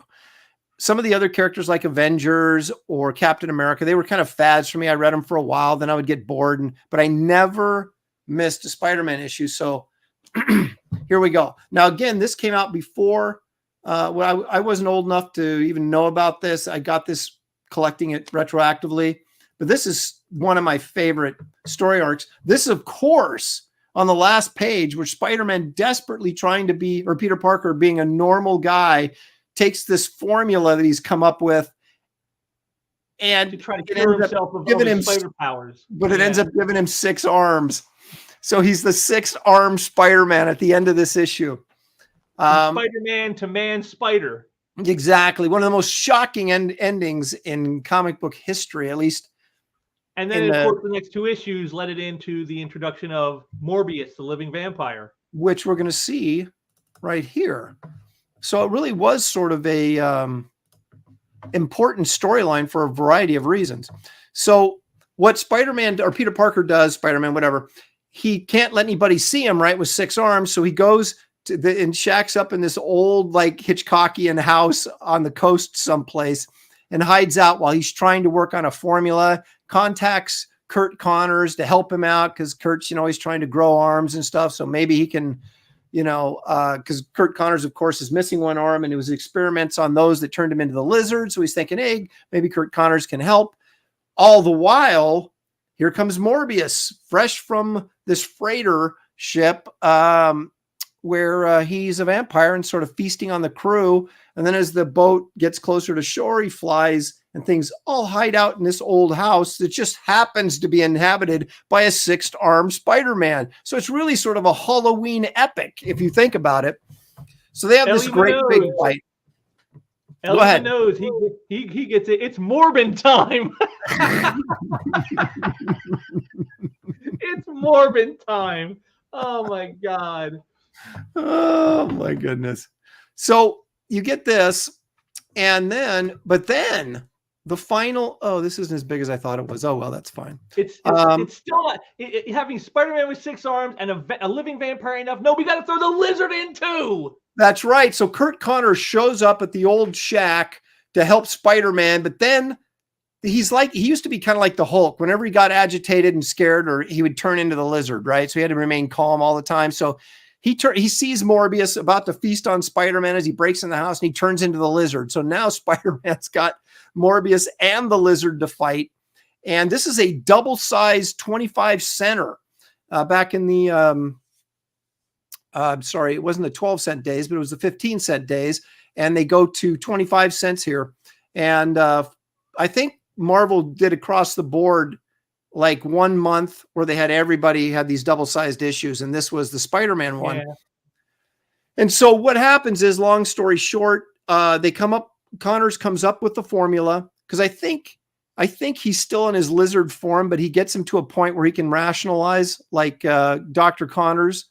And so he's in his lizard form, but he hasn't gone total mind beast yet. And so he's able to work. And anyway, so he finally gets himself back to Connors, and then they come up with this antidote that they think will work, but then Morbius steals it, and he's flying out in the ocean with it, and he's going to drink it. And I can't even remember why he wanted to drink it. I think he maybe thought it would cure him. But so Spider-Man like webs him as he's flying, and they fly out over, the Hudson River, and he hits a bridge, and it breaks. Morbius flies into a bridge, and it breaks, snaps the line, and Spider-Man lands on the shoreline there, and Morbius is going under, and he webs him and doesn't save him, but saves the antidote. And so he has guilt about that maybe he subconsciously just wanted the antidote and wanted Morbius to die. But then they inject him on the rooftop. His arms go away, and he's back to regular Spider-Man. And him and Connors are left to discuss that that all of us are monsters inside, and it's just we have to control the monsters inside, and yes, because blah blah blah. But it was a great story. Peter Parker doesn't have enough guilt going on. Let's guilt him for curing himself. Let's guilt him for everyone has a monster inside. Let's just keep on piling on the guilt. He's going to have so many health problems when he gets older because of the stress. It's just no, Ellie knows. No, let's not go there. Let's not go there with Morbius. Let's just not go there. No. Presenting for us. No. Okay. No, we're not going there. No. There you go. Lizard is just a cool looking character. Always appreciated him. He is, and he got cooler as they modernized him a little bit with different artists and gave him a little bit of leeway. I mean, McFarlane did a pretty scary version of the lizard, and then Chris Bichello recently sort of drew him like an iguana man that I thought was really kind of a cool take that I've actually stolen a couple times, so I must have really liked it. This is Gil Kane had a short run on Spider-Man there from about like before the drug issues, or maybe he started on the drug issues with Green Goblin and went all the way through 104, because then 105 Romita comes back. Okay, did he? Okay. That began the Spider Slayer storyline. Mm-hmm. That's right. You are correct, sir. And issues 100 through 104 are special because that was when it taken Spider-Man sort of a horror aspect. You got a vampire, you got the lizard, then 303 and 304, he's down to Savage Land against monsters. That was awesome. I love that story. 104 and 103 and 104 were, and then Kraven shows up, and Yeah, that and he's trying to save Gwen from monsters in the Savage Land, and just yeah, it's like they tried to experiment in like a horror direction, but it didn't. I guess it didn't play too well. Says, all right, let's go back to the inner city crime again, and then yeah, exactly. Here's the Spider Slayers, guys. Let's go back to what we know. Yeah. I remember reading that even as a kid, going, Spider-Man swinging around the Savage Land. Boy, it's not going to take Gwen and J. Jonah Jameson too much to figure out that Peter Parker is Spider-Man when there's only the three of them there. And there's Spider-Man. Hey, where's Peter at? He's around someplace. What's Spider-Man doing here? But I love that story arc. That was great. Okay, so my next one, I'm just going to bring this up real quickly because I don't know what I was thinking, but this doubles you, but it shows all the covers. So I think it's worth sharing. So these are the Kraven's Last Hunt, which I also picked. But just quickly, this gives us a look at all the Zex covers, and they're just all fantastic, But like the one where Kraven's on Spider-Man's grave, and then the one Descent there, part 3 with Vermin. That's a great cover. And then, of course, him coming out of the grave. I mean, let's face it, all of them are great. But just some real iconic images there on this story arc. The one there, the part 5, Thunder. I mean, yeah, that's the penultimate. That's where Kraven commits suicide. I mean, it's like, whoa, you didn't see that coming. I know. I was like, what? What did I just watch? I was just like, it was crazy. And then he still has to wrap up. And again, it's all because that whole Hunter's honor thing he has. Like, I've beaten Spider-Man. I've beaten the one foe he couldn't beat. There's nothing left now. I've accomplished everything. There's no more challenges. There's no more great hunts left. And so he ends himself, and it's like, oh my God. I remember the first part of this story where he shoots him, and Spider-Man's like, hey, whoa, what are you doing, him, Kraven? That's not like you to shoot. But he drugged him, right? He thought he was going to just shoot him. And so that was really sort of interesting. And then, of course, he buried him alive in the whole 9 yards. But anyway, some terrific work by Mike Zeck. Oh, look. Shelley's in the house. Now, what is this? Let's all pay attention to Shelley now. Aaron can wait. Oh, geez. There she is. You guys think he's ignoring me? There she is. Oh, wait a minute. There's more. Beanies are on the campaign now too. Yay, Shelley. Thank you for advertising. I wasn't Aaron, purposely. what have I told you? Who is the real star around here? Come on. Let's just face the fact. Who's the true star? It ain't me either. So come on. Look at this. I think so too. He will pay. Now look, now I'm in trouble. What did I do? Oh my gosh. Well, Marcus says he agrees with her. He thinks that you were ignoring her. Some people are going to get cannonballed tomorrow. I got to take a list of names here. Marcus Killigrew definitely is on the list. All right, Shelley. Sorry I didn't see you there. I'm in trouble now. What am I going to do, James? Oh, she's laughing because she knows. She knows I'm doomed. Is she laughing with joy, or is she doing like the mad evil cackle? I'm going to get you, my pretty, and your little dog too. Yeah, that's exactly what it is. I'm doomed. Oh, what pain does she have in store for me? All right, well, moving right along here. I'm going to jump into the 80s, believe it or not, with the Thor Frog saga. I can't say I'm surprised you chose this one. Since you tried to get Walt to give you a page from out of charity from this story. I'm surprised you chose this. No, wait a second. I tried to buy one from him first. Okay, when he refused to sell it to me, then I asked him to give it to me for free. I mean, what other choice do I have at this point? Oh my goodness. Look at this, Shelley. Okay. See, I'm going to have to sleep with one eye open tonight. She's promising pain and agony.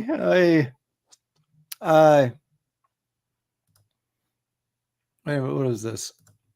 80s, Aaron in balloon pants. Come on, you guys. You guys are going to get blown up tomorrow. You understand that, don't you? Okay. So this was, I mean, after you've been writing Thor stories, forever, like Walter did, it's like, what can I come up with next? And he comes up with this, and it's fantastic. So Loki changes Thor into a frog, and so then he gets the hammer, and he becomes Thor Frog.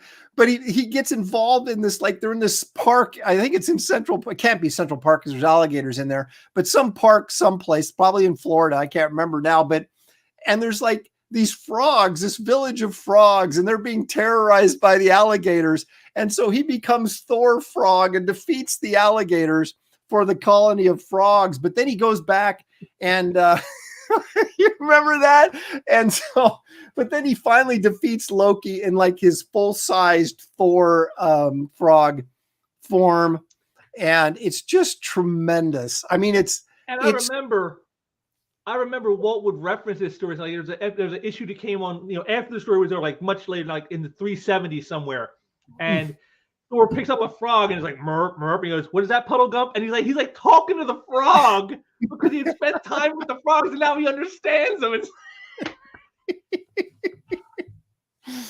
Oh my gosh. But it's so silly a concept, and yet he makes it's so good. It's so memorable. There's 2 story arcs from Simonson's run on Thor that you never forget. The Beta Ray Bill stuff, of course, right, which is legendary. And this, because it's so unique and yet so compelling. You're just so drawn into it. It's like, I remember reading this. I can't remember if I got the... Well, for me, there's 4 great stories in like I call them like in the arcs of Walt's run. One is Beta Ray Bill. That's the first one. Yes. The second one is the death of Odin. Yes. One where Odin supposedly dies. Then there's the Thunder Frog, and then it's the Midgard Serpent. And there it is. That's the Midgard Serpent. Right, yeah, that's a good one too. Those 4, those are like the tent poles of his run, are those storylines. I remember reading this on an airplane and wondering, are people going to think I'm a total geek? And then I thought to myself, I don't care. I want to read this so bad. And so I did. Read it on an airplane, and it was killer. Awesome stuff. Pork Hunt. I like Pork Hunt's idea here. Check that out. Imagine Cyberfrog getting Mjolnir. Well, would he be? The thing is, would Cyberfrog be worthy enough to carry the hammer of Thor? Well, I mean, I guess if you're fighting on behalf of the entire planet to kill all the giant wasps that are turning people into blood honey, I would guess it'd be worthy. I guess. Well, I don't know. There's a lot. How do you be less worthy? Hey, there's a lot of superheroes that fought for the safety of people on Earth and could never lift the hammer. So I don't know. Oh my goodness. So anyway, yeah, that was some really good stuff there, obviously by Walter. Oh, actually, I do have an interior page that just speaks volumes about how wonderful this was. Look at that. How's that for a splash page? That's the one you wanted, isn't it? That's the one you tried to buy and then said, no, just give it to me. That's the one, isn't it? No, it was a panel page. I tried to be something that wasn't too, memorable, but it just had Thor Frog on it. And I was like, come on, Walt, look at this. This is a 6-panel page. You won't even miss it. Nah, couldn't talk him into it. Maybe he'll leave it to me in his will. I don't know. Of course, I'd have to outlive him, which is questionable. I never noticed. I just recently reread Orion, and I never noticed that, Martin Stevenson. I didn't catch that. What's that? Walt referred Martin this one? Stephenson. Yeah, Walt referenced back to the Thor frog story in DC when Orion commented on the unusual frogs and that he'd seen them fighting rats. I didn't notice that in the Orion series. I didn't catch that. Now, wait, was it the frogs versus the rats, or was it the frogs versus the alligators? I guess it was the frogs versus the rats, wasn't it? Yeah. He's saying it was referenced back in Orion. I didn't know that. I didn't notice that. I failed to catch that when I recently reread the series. Oh, my God. Man, now I got to go back and look at it because I thought it was the frogs versus the alligators, but maybe the alligators were the friends of the frogs, and it was the rats that were causing the problem. Yeah. Okay. See, now I'm going to have to go back and look at it. That's the problem. You read these things and you don't reread them often enough. And then then you get old and the memory gets a little vague, and you know. All right, so here's my here's another one. Now, see, this is me getting a little bit more contemporary, along with you in the late 80s here. Batman Year One by Frank Miller and David Mazzucchelli. I really thought this was cool because you kind of got, not only, we all know Batman's origin, right? Give or take. We've known it for years, but we got like early Commissioner Gordon in this, which I thought was really sort of interesting, and how their kind of careers paralleled each other, Batman and Commissioner Gordon, and then how they sort of came together as not a team, but you know, guys that were respected one another and were able to work together as they do, or did in the comics. I have no idea what's going on in Batman these days, but you know, great David Mazzucchelli art. I'm, like I said, I'm not a big on the human stories, but Frank Miller had a way of, when he was kicking butt, you know, during this period of time, he had a way of telling really interesting character-driven stories on sort of a human level, but they were always edgier and darker than real life. You know what I mean? So they still had a fantasy element to them, but you could identify with the characters, you know? And I just, cause I didn't really read Dark Knight when it first came out. Everybody was talking about it, and then the prices were going up on the book in the collector's market. And I started panicking, going, if I don't buy this now, I'm never going to be able to afford it. So that's when I got them, and cause I didn't get the artwork, right? I didn't get what Miller was doing in the Dark Knight. And so I finally read it and said, okay, yeah, this is pretty good. And so when this came out, I was like, okay, I get it now. I'm going to jump on this. And it was a nice repairing of Miller and Mazzucchelli, because Mazzucchelli, of course, took over the art chores on Daredevil. And so we had some Daredevil. He did Daredevil while Miller was writing the storyline Born Again. Right. So it was a Born Against team working on Batman. Right. So was this their first team up, or did they do Daredevil together first? They did Daredevil together first, didn't they? Yeah, Daredevil was first. And then this, Daredevil, yeah. And it's funny. I do agree with Leg Kick. I did like McFarlane's Batman Year Two story. It's not as heavy a story as Year One. Year Two is not but it's a lot more fun, and it's got a lot more great action in it than Year One does. As far as visual. This series was so atmospheric, and you know, I mean, obviously Mazzucchelli is a big sort of, you know, inspiration of. He was inspired by Toth and other minimalists and stuff, and it just, I don't know, it's just really cool. I'm not usually a big fan of this type of artwork, but again, this is a perfect example of the right artist on the right material. You know what I mean? And so this was just really, really good stuff. So, well, to help out Pork Hunt here, yes, Davis did do the first issue of Year Two, but then parts 2, 3, and 4 were done by McFarlane. Okay. See, I didn't read Year Two. When was Year Two? Yeah. It wasn't that long ago, was it? I mean, maybe it was. It wasn't long after this storyline, but I mean, it was the storyline. The Year Two is basically the year where Batman has a gun. Oh, yeah. That's right, because it had the Alan Davis cover, right? Yes, the first one did. The first one was Alan Davis, and then the next 3 parts were all McFarlane. That's McFarlane's Batman run. Yeah, that's right. I did read that. I remember that. Yeah. Fighting the Reaper. Right. Which I like the Reaper. The Reaper was a great villain visually. I love the look of the Reaper. And the Miller didn't write that, though. Who wrote that? Mike Barr. Oh, yeah, it was Mike Barr. That's right. Yep. I remember that now.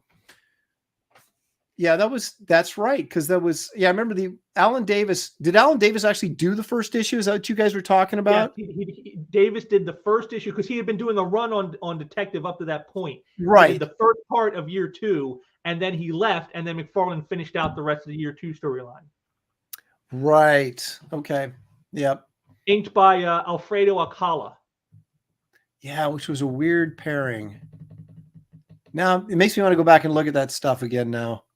Because I do remember that. I didn't really think too much of it at the time because I didn't really know who McFarlane was, other than this. I think that may have been the first time I'd seen his work. But Alcala over McFarlane seems very odd when you say it. So, It definitely. I mean, there are panels where you can see maybe it's more McFarlane than Alcala, but on a lot of it, Alcala is so heavy you don't really see McFarlane as you know McFarlane to be. Right. I'm gonna have to go back and take a look at that again.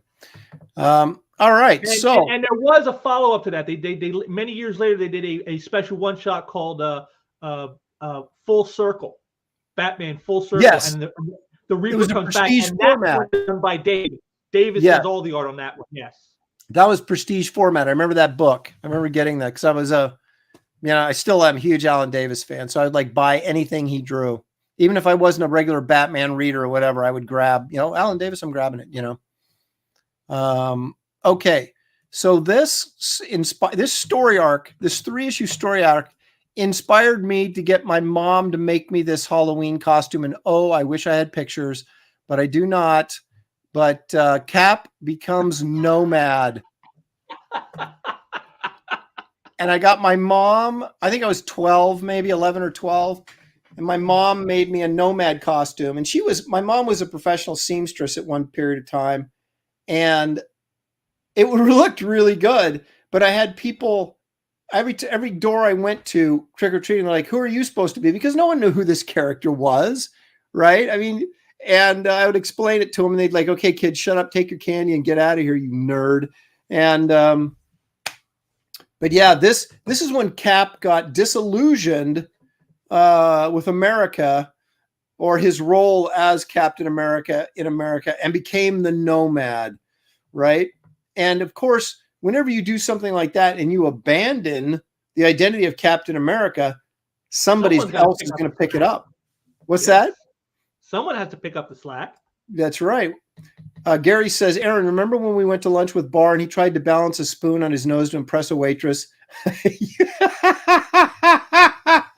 Well, I think we got our cover story for the day right there. I remember that now. I'd forgotten it until Gary brought it up. Oh my gosh. Yeah, good old Mike. I haven't talked to him in a million years, but oh my goodness, I do remember that. Jiminy Cricket, Captain Quitter.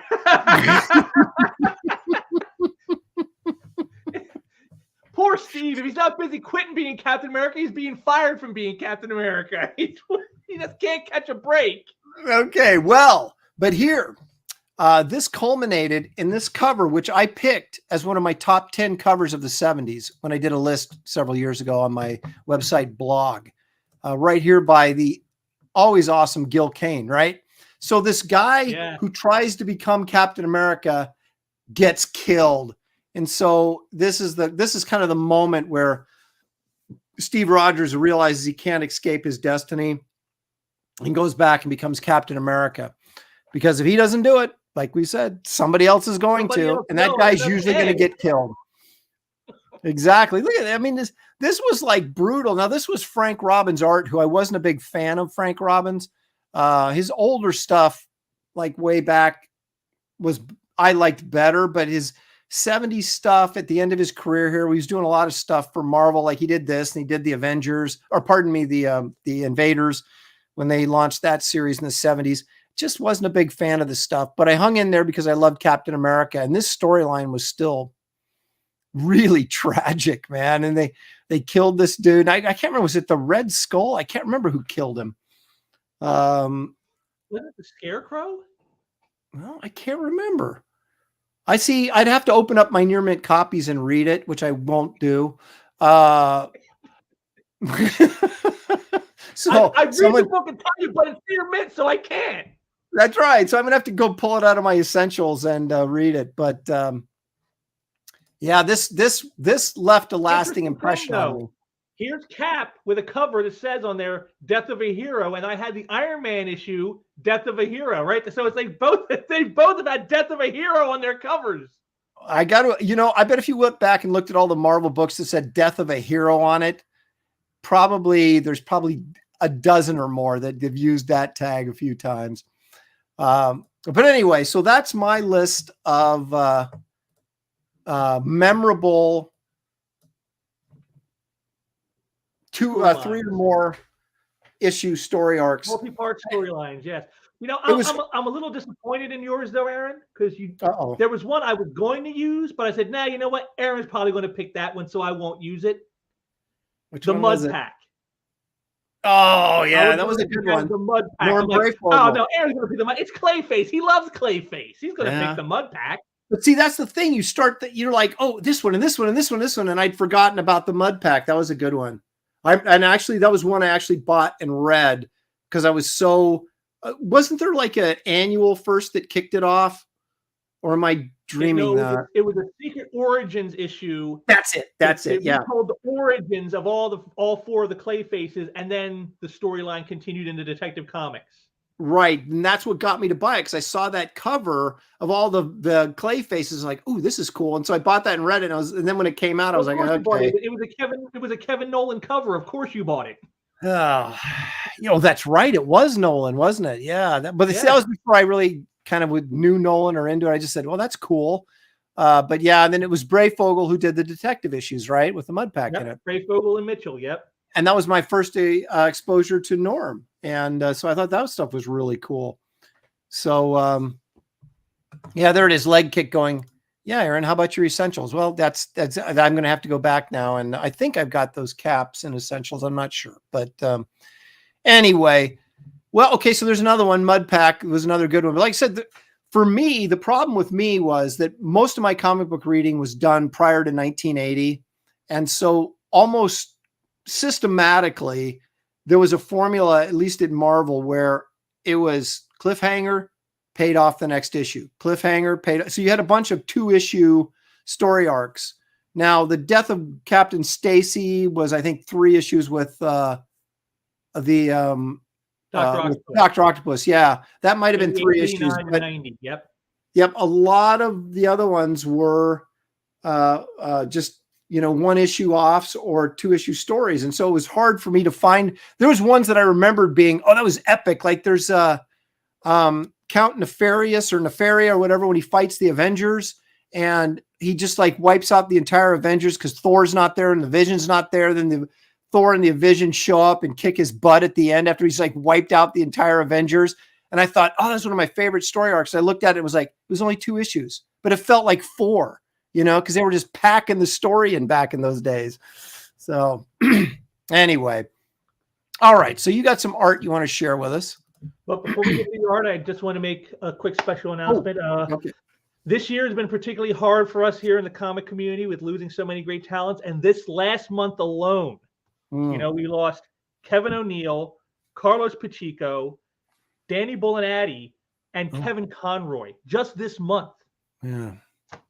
So I just want to take a moment and say, to show appreciation to all the great talent, all the great work they've done on behalf of comics, and to let them know that that they will be missed, and we salute them, and for all their great. And now we can go into my art, which again will tribute one of the people that we just mentioned. Well stated. Well stated. Okay, let's take a look at this.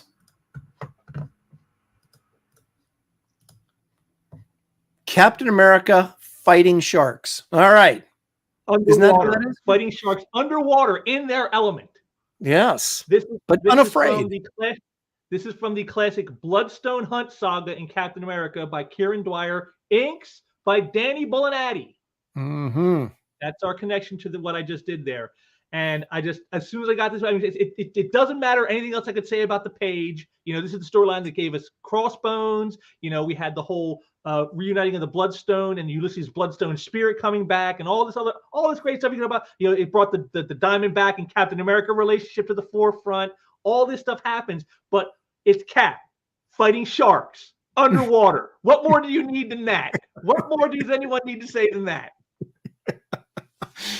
They really got these guys in some tremendously goofy situations, but Captain America fighting sharks. That's I didn't read this stuff. I wasn't reading Cap at this period of time, but is this where he became Cap Werewolf? Was in there someplace? No, that was later. Okay. Cap Wolf or whatever he was called. What he's doing is it's kind of like Cap in an Indiana Jones type adventure. He's trying to Baron Zemo is trying to recreate the Bloodstone to bring back his father from the dead. And so Cap and him are flying all around the world trying to find these pieces of the Bloodstone and they're trying to get him before the other one does, and then this is one of the parts of the storyline where Cap is fighting, and they're going after one that's in a downed.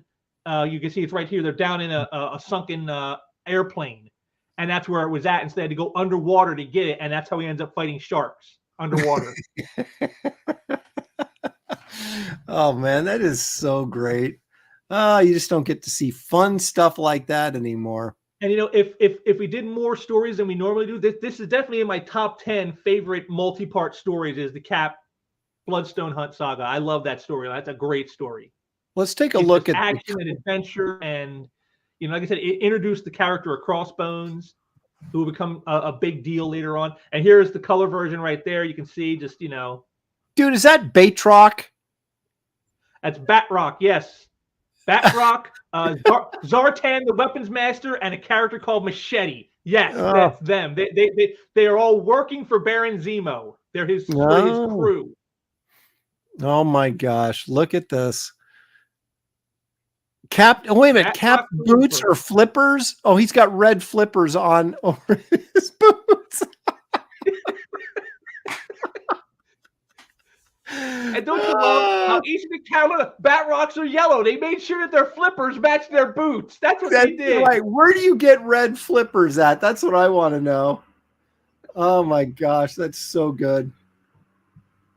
Kevin Thomas wants. Actually, I'm not sure. It could have been. I'm not sure, but if maybe it was a thing of he had special boots that could extend something out from the boot so it could become flippers. I mean, you got them from Tony Stark, maybe. Yeah, Tony Stark's designs. Yeah.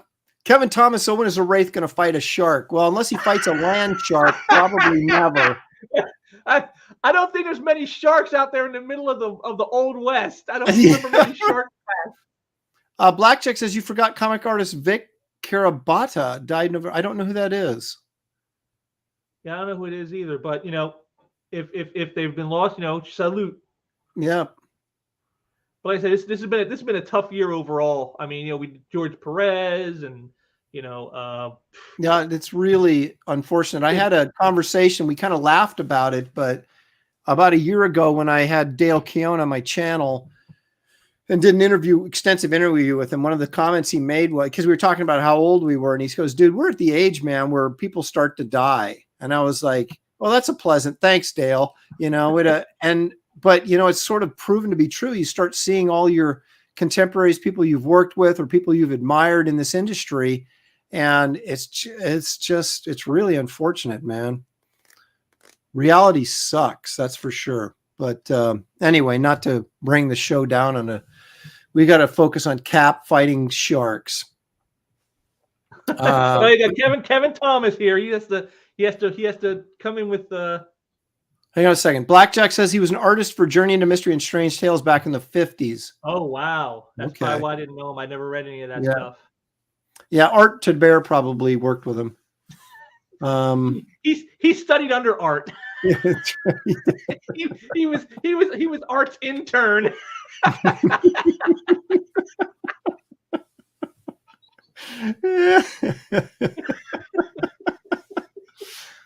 What is this? Mjolnir is given to Paste Pot Pete. What does that even mean? Like, well, you gotta go back up to Kevin Thomas's comment. He has to jump in with Batroc. Where doing the Batroc speak?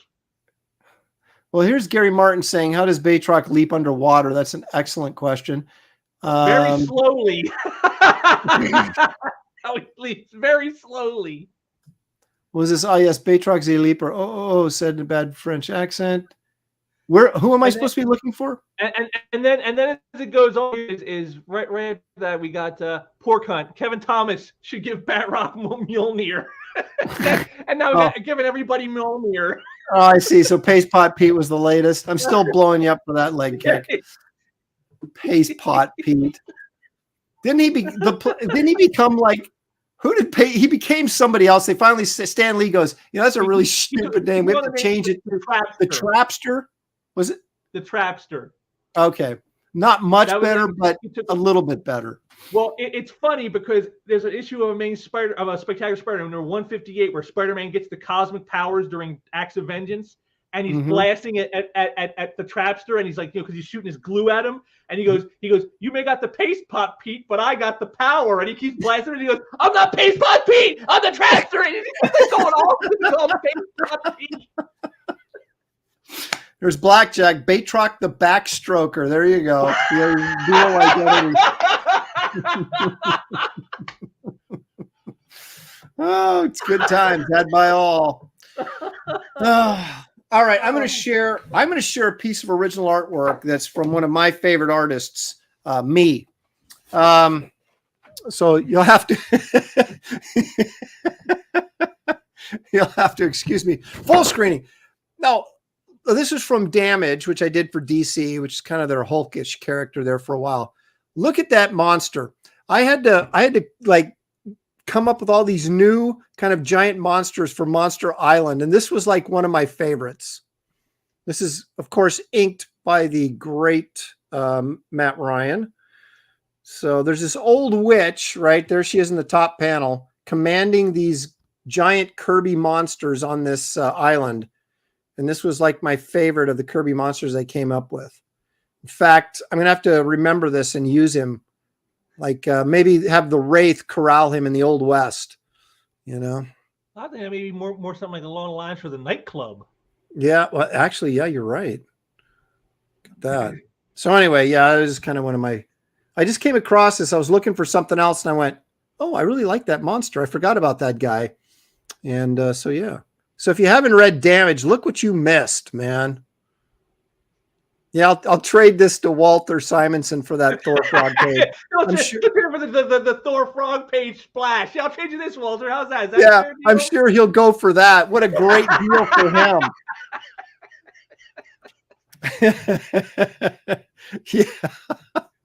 Yeah. I don't think Walter will be fooled by my my craftiness there. See, that's the angle you should have tried though when you were there. Is think about it. You know, he's an artist. His whole thing was, well, you don't sell for money because then you spend the money. And you ain't got the money or the art. Well, okay, I'll trade you art. Now you still have some art. You see how that works? Yeah, but then you're setting yourself up for him going, hey, I don't really like your stuff, Aaron. Like, well, what are you saying? That's like worse than a Neil Adams review? Is that? Yeah, exactly. You wait for the legend to come up to you and go, man, I really like this. Oh, do you? Perhaps you'd like to trade for it. See, you let them commit to your art before you stick your neck out so they can just chop your head off and go, why would I trade my stuff for yours, Aaron? Why? You know? No, you know, that's how I got Mark Schultz in my sketchbook, because I was trying to get Schultz to do a piece of my sketchbook, right? And I said, I'll pay you. I said, you know, what do you charge? I said, just don't charge me over 300. I said, what do you, and he goes, no. He goes, I don't do, sketchbooks at the show. It's just, I'll do a crappy piece of art. Let me take it home with me. I said, okay, but what do you charge? He goes, oh, I'm not going to charge you. I said, no, you can't do it for free.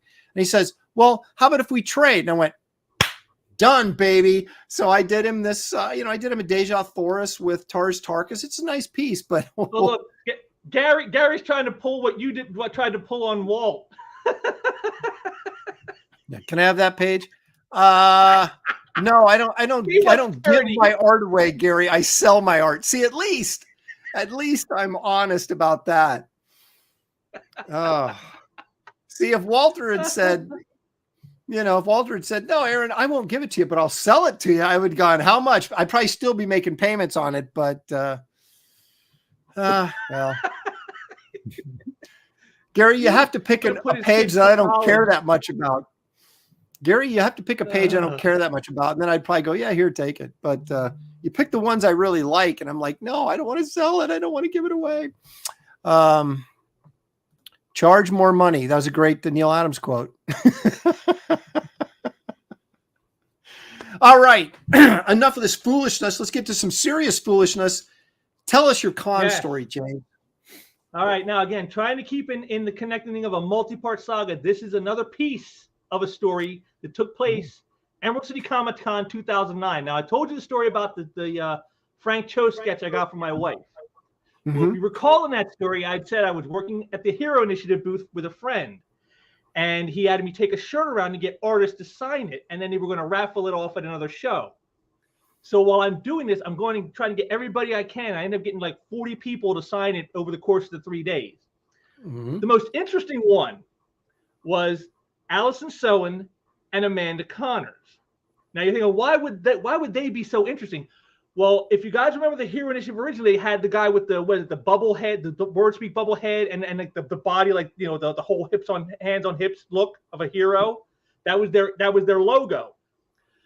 When I brought it over for Adam Hughes to sign, and Allison was there, she signed it too. She signed her signature right on where the character's junk is at, and so it looked kind of phallic the way she did it. So it's like, all right, whatever. So I go along and I end up going over later towards where Palmiotti and Connor are at, and I get them to sign it.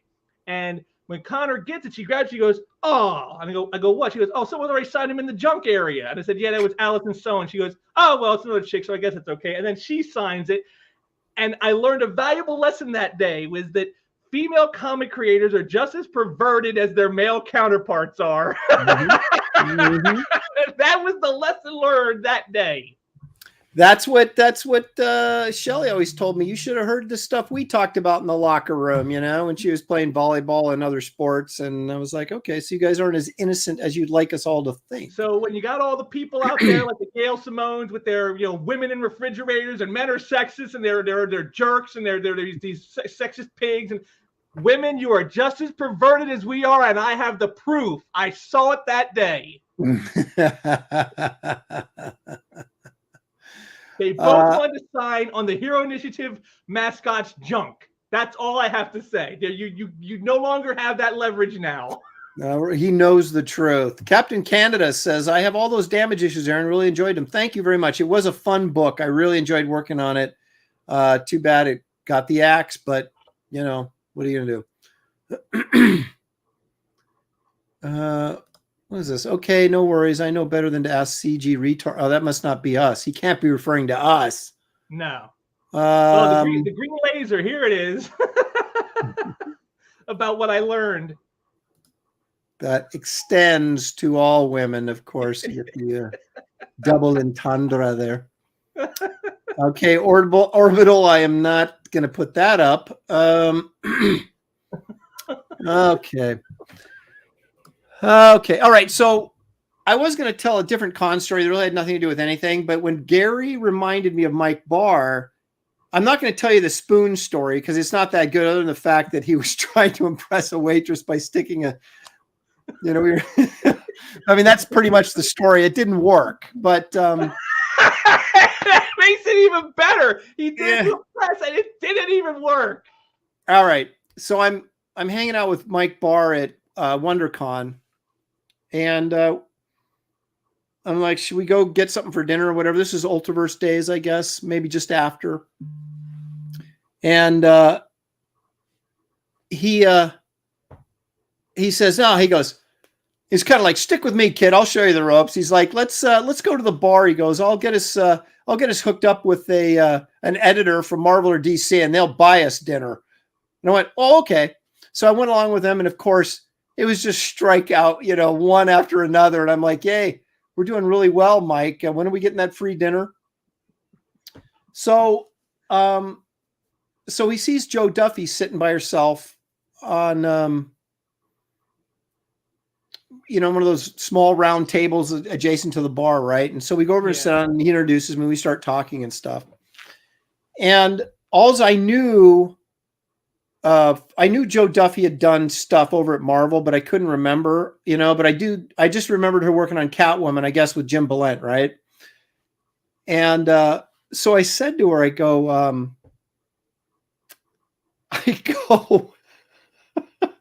this is another story of Aaron making a comic pro hate me by accident.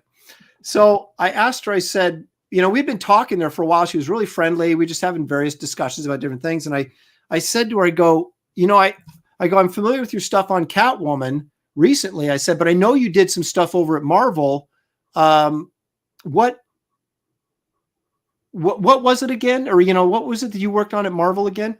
And she starts to tell me, then she stops, right? And she goes, and gets this really frustrated, angry look on her face, slams her hands on the table, gets up and walks off. And I'm like, I look at Bart, I'm like, what did I say? And she was like super offended that I didn't know that. I guess she worked on, see, I still can't remember, X-Men or something. What did she work on over at Marvel? I thought she did Red Sonja. Yeah, but she did some other stuff too. But anyway, so I'm like, I am. I feel horrible, right? That I insulted her with just by asking her what she had worked on because I couldn't remember what it was. And so I'm walking around the rest of the con just going, wow, and I felt bad, but at the same time, I was like, did I really do anything wrong? I mean, I was very polite about it. And so I run into her outside as we're all sort of leaving the con, going to the airport. She comes up to me and apologizes, says, hey, I'm really sorry about, the other day. I was just already in a bad mood and that just kind of pushed my buttons the wrong way. I shouldn't have acted like that. It was childish, whatever, and apologized. And I said, well, I'm really sorry. I didn't mean to offend you and all that kind of stuff. And she went her way and I went my way. But yeah, that was another great classic con example of Aaron Lopresti pissing off a legendary talent from the industry. So, well, just let it happen then and not now, Aaron, because the day she would have Me Too'd you over that. That's right. Well, Gary Martin says she was an editor. Well, didn't she edit X-Men or something? I mean, there you go. I know she did some editing, but yeah, see, I knew she did. I knew she did the Red Sonja stuff. I knew that. Yeah. So there you go. I mean, it's like I knew who it was, but I just Star Wars. Yes, Star Wars, because I could not remember for life. Graded was written by her, so that's a Joe Duffy story 101. So yeah. So there you go. Wars. And I should have known, but because you didn't remember she did Star Wars. She's like, I've done Star Wars for God's sake. Yeah, maybe that's what I don't know, but I really felt bad because it was so funny.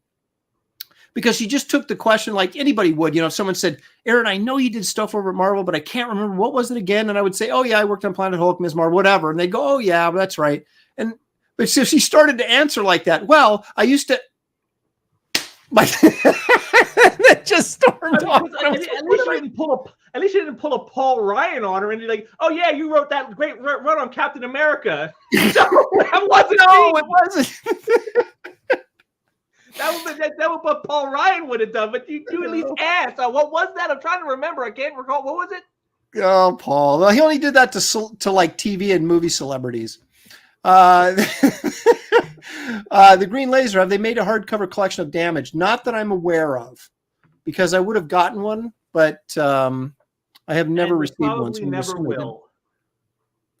Now it says with Carrie Gamble, so I assume he's meaning Joe Duffy with Carrie Gamble.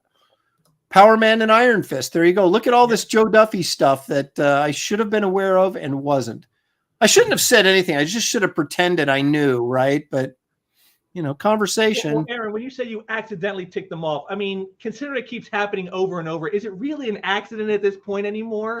Apparently not. I just have, I just need, that's not an accident. That's a gift. I know. It's just at this point, I just need to shut my mouth and say, hello, nice to meet you. Big fan of your work. Hello, nice to meet you. Big fan of your work. Although I did that to Michael Golden. He goes, okay, what of my stuff are you a fan of? And I went, and then I pissed him off. You can't win. Just hi. Yeah. That's all you say. Hi. You don't even want to say nice to meet you because then they go, well, why is it nice to meet me? Why did you want to meet me so badly? I'm screwed no matter what I say. Pork Hunt throwing $5 my way. Thank you so much for that, man. I really appreciate it. Do you have any of your What the Pages left for sale? Love Forbish Man on the Ravage Land. I do have some. I don't know which stories I have left, but I do have some. I was just looking at the Infinity War saga. We saw earlier this year. That's right. A splash page from Star Trash sold for over $600. Crazy. The splash page with the Enterprise on it. Wow, I'm gonna have to up my prices on that Forbish Man stuff. Boy, it's I think I have a splash page where George Bush is a baby and in diapers.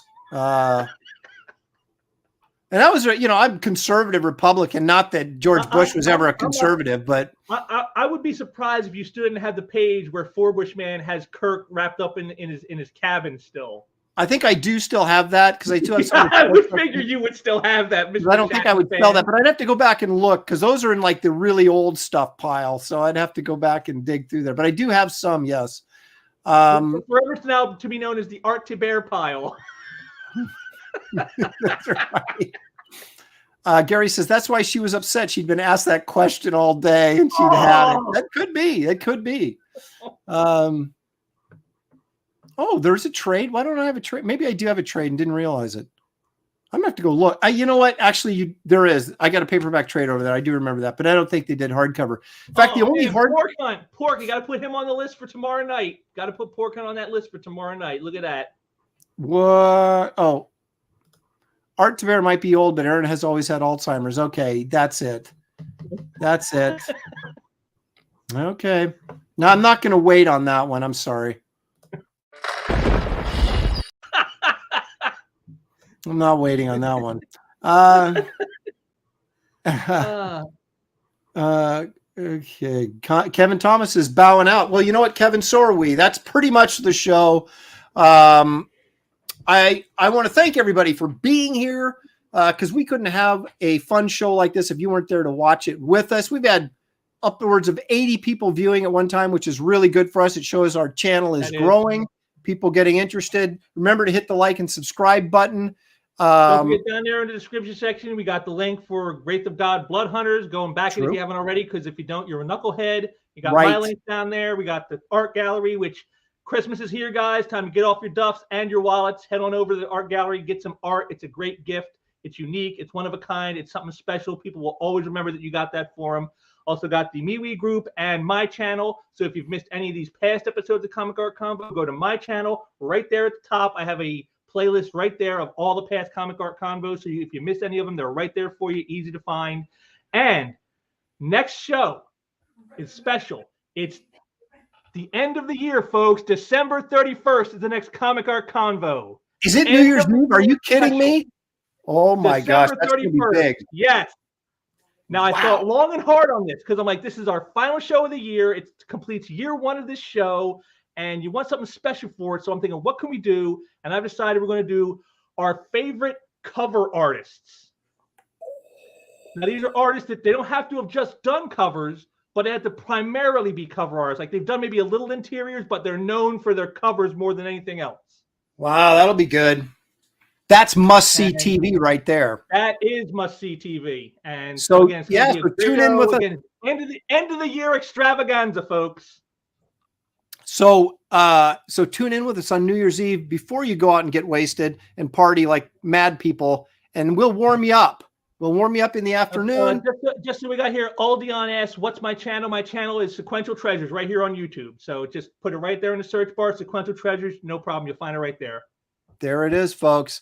All right. Well, that's going to be an exciting one. You guys, everybody, that means we're not going to see you. So I hope everybody had a great Thanksgiving. Have a great Christmas season. I'm sure we'll be up and around on, video and pardon me, on YouTube doing shows and stuff along the way. But for this little crew right here, happy holidays to everybody. Merry Christmas. We'll all be ringing out 2022 with you guys. That's right. Look forward to it. It's going to be great. Thank you guys for joining us. And again, like and subscribe on your way out the door. Have a great rest of your weekend, and we will see you at the end of December. Peace out.